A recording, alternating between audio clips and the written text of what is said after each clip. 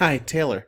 This is Ira, and I'm recording here some audio feedback on your Literacies of Struggle paper.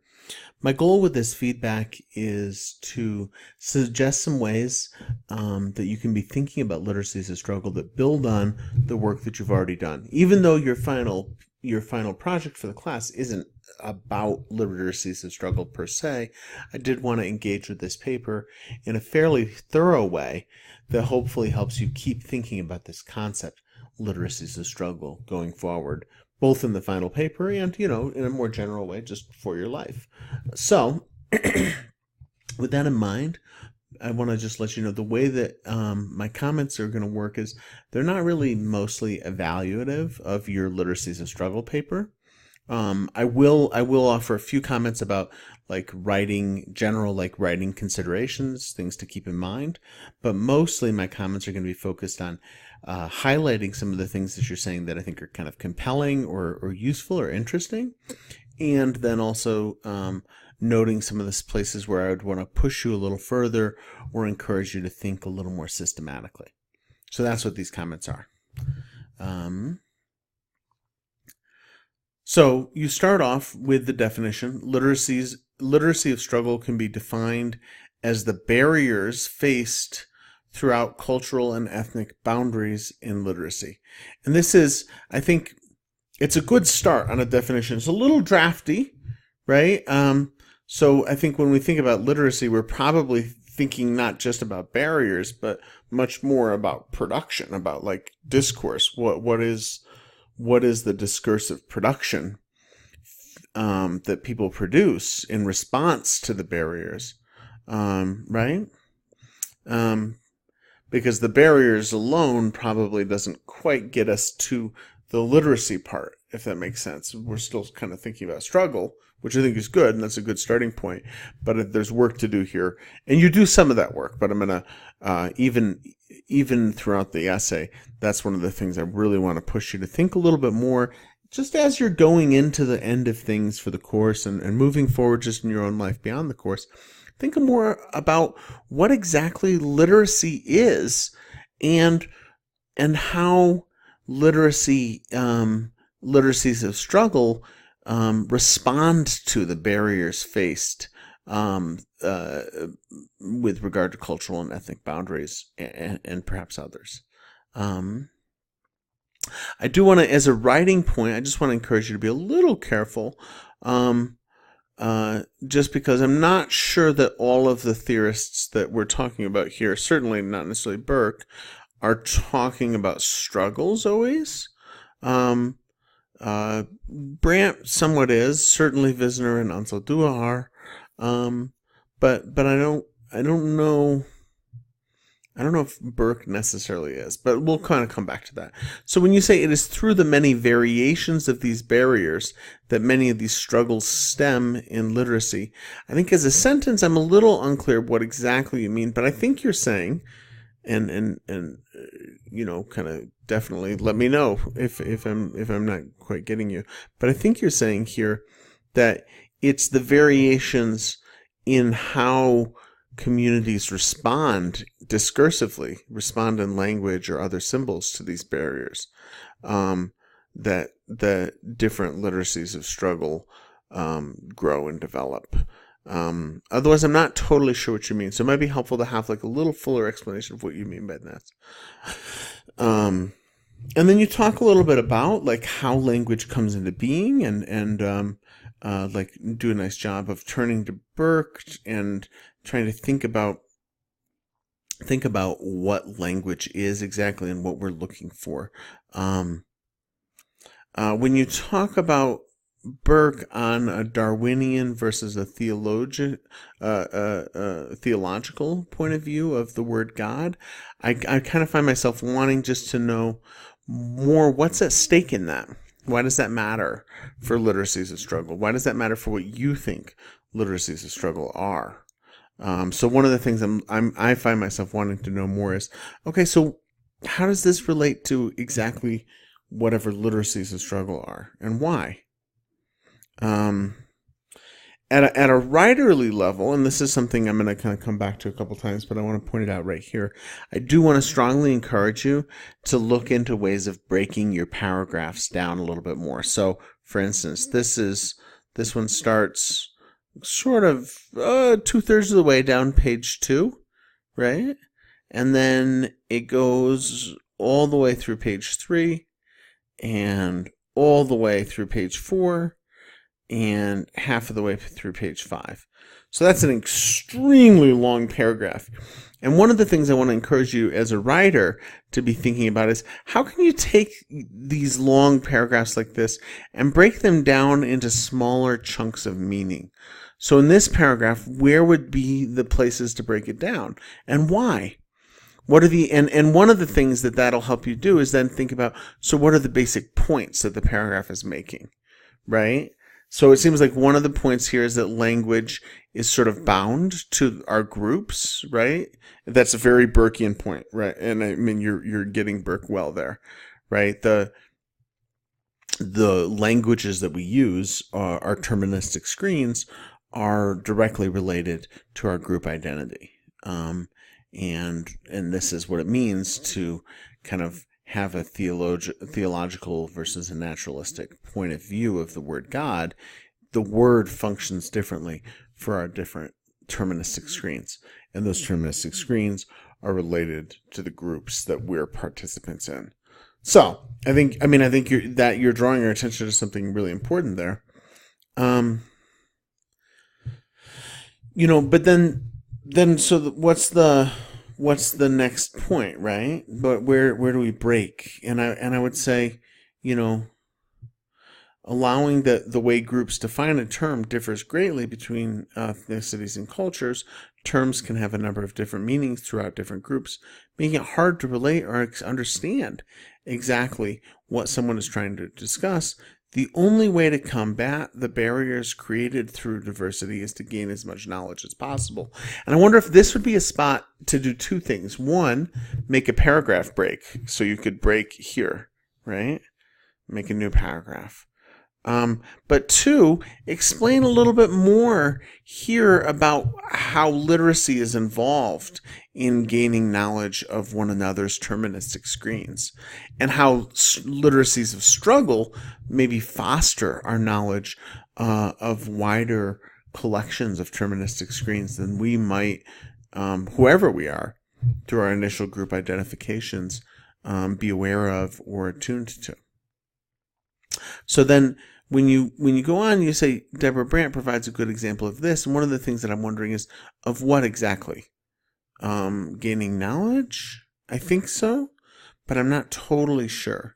And so one of the things that I would kind of look for here is a little bit fuller sense of, well, what's actually, what's at stake, first off, in sponsors of literacy? What are they for? How do they fit into literacies of struggle? Do all literacies of struggle have literacy sponsors? Deborah Brandt would probably say yes. If so, though, why? If not, what would it look like to have a literacy of struggle without a literacy sponsor? Or another way of asking this question is, how do literacy sponsors of literacy, play a different role in literacies of struggle than they maybe play in other kinds of literacies, right? So what is the role of sponsors of literacy, as Deborah Brandt defines it, in literacies of struggle, as opposed maybe to the role of sponsors of literacy in digital literacy, like learning about computers and stuff, or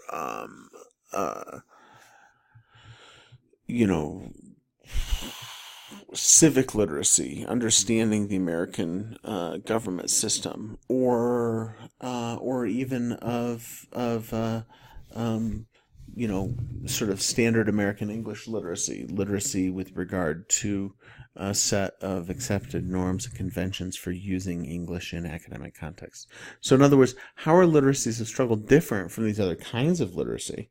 And what's the different role of sponsors of literacy in those? one of the sorry, I'm just kind of making this go back to be some of the formatting got a little messed up here.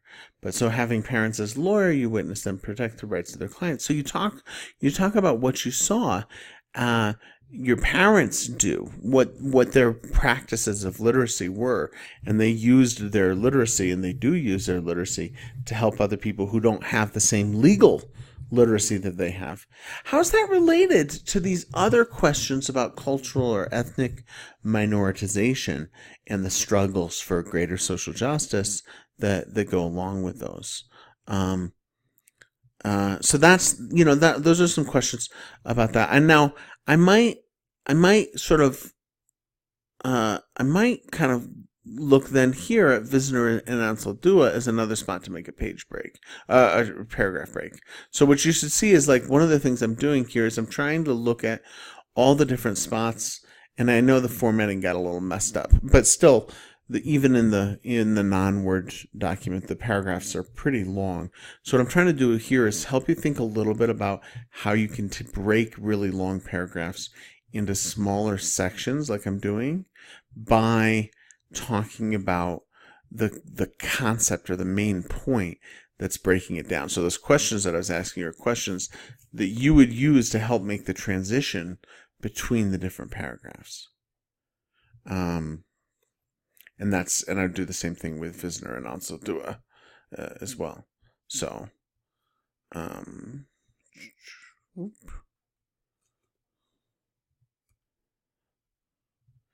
so when you're moving from Visner to Ansel-Dua, you say Visner helps you understand the value that culture holds in different people's understanding and interpretation of literacy. And I'd like to hear you say a little bit more about that. What exactly is the value? Help a reader see more. And you do talk about this a little bit. You say being raised in any specific culture or ethnic group can have a direct effect on the style in which someone writes. And here I feel like you're definitely talking about the way that our literacies are different from one group to the next. And this is kind of links back to how you're talking about Burke. But where's the struggle part? What's the role of struggle here? And how's this related, this sort of different culturally specific or ethnic group literacies? How are those related to struggle in ways that make for literacies of struggle? And I think there's a clue to that when you talk about Ansel-Dua. So let's imagine we're going to make a new paragraph for Ansel-Dua. See how I'm kind of breaking up the paragraphs. There's a general one about Visner and Ansel-Dua, talks a little bit about Visner, answer the questions I was just asking, and then we'd move on to Ansel-Dua. And then you say here, this is a nice sort of topic sentence for a paragraph. Ansel-Dua attempts to take a stand against the antagonists that provide such treatment to women of different culture and ethnicity. And we probably want to be a little more specific. It's which kind of treatment. What's the treatment? Because we haven't been talking about bad treatment, just constraints or being at a disadvantage. And so we probably want to talk about what treatment is she responding to. But I think this starts to really help you think about what kind of struggle is happening. And that's something, you do a nice job of quoting her and then talking about the quote. Definitely keep referring to her by her last name, not first. But I think that this is where you're starting to get to maybe some of what's at stake in literacies of struggle. So as Ansel-Dua points out, white women and men do not experience the same constraints as she or other third world women do because their style of writing falls under the acceptable larger style of society. And so that seems really important. And you talk about how Ansel-Dua's writing is still just as good as other things. And it shows that there's kind of a problem with how a larger society thinks about quality in writing and thinks about what writing does or should do. And so I'd want to kind of like hear you say a little bit more about exactly how that fits into the concept of literacies of struggle. Now, you do, I think, a nice job of looking at the details of what's happening in these three different instances. And one of the things that I'd want to encourage you to do is, even beyond the exact details of what's happening, what's the rhetorical framing? Where do these different artifacts appear?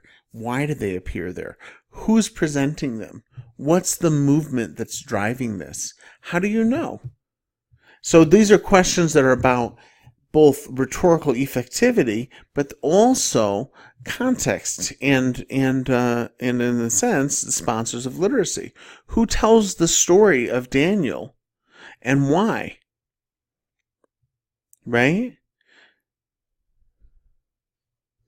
You say Daniel later stated that if there had been some sort of process to review ice holds, his situation might be different. Is that the message of this rhetorical artifact? How do you know? For sure. What about the way the artifact is presented leads you to this conclusion? Now, that's not, that's not saying there's only one possible conclusion, but assuming you're making a reasonable conclusion, and I think you probably are, what about how the artifact is presented, or where it's presented, or who owns the outlet where it's presented, or how it's retweeted and remediated by movement participants? What about all that tells you that this is the kind of point? And how does this point rhetorically fit in with the idea of chinga la migra? Fuck the police, fuck the border patrol, or immigration, go to hell, etc. Get out, immigration, right?